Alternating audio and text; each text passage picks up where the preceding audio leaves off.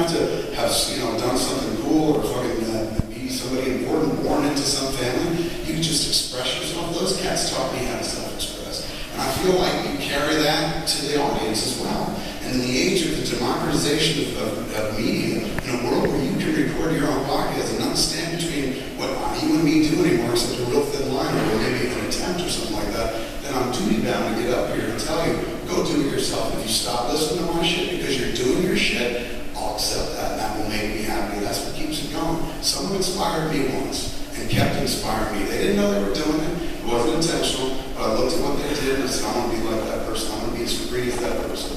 So I've always felt like, in addition to making the shit, I always like to come out here and fucking talk to y'all and be like, look, just a reminder, there's nothing different between you and I. The only difference is I made Clerks. But you can make something cooler than fucking Clerks. Give it a shot. Go out there and be artists. If you're sitting here going like, don't worry.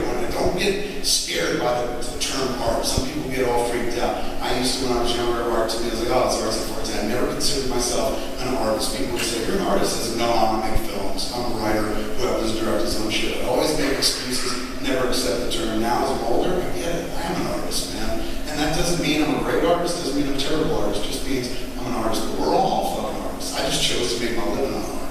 Every one of us has an artist's soul. Every one of us has something kind of to share. All we need in this life, I think, of around 42 years, is the nearest I can figure. As human beings, aside from fucking shelter from the elements and shit, we need food, fucking, and to be heard. That's it. You get those three things, you're a happy fucking camper.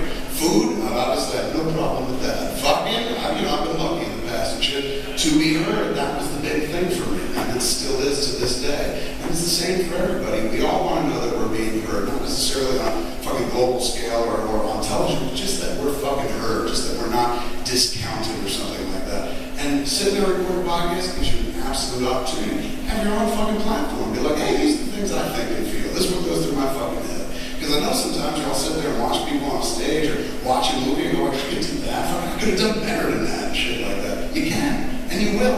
But it takes the first step of doing something. And telling people, go out and make a movie when they've never done it before, may be a little daunting. But telling people, open up your laptop, open up your smartphone, and just start talking to your friends.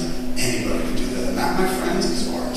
You're all talented enough to pull it off. When we're done tonight, that's your assignment. Go home over the next 48 hours, sit down with some motherfucker and just start talking. Make each other laugh, find out, discover cool things and shit. Think about, hey, other people might hear this as well. So, be careful on the hate shit or whatever. But do it. Go out and express yourself, man. It takes years off your life in a good way. It adds years to your life. I'll never know how to explain that expression. But Fat Man on Batman, hopefully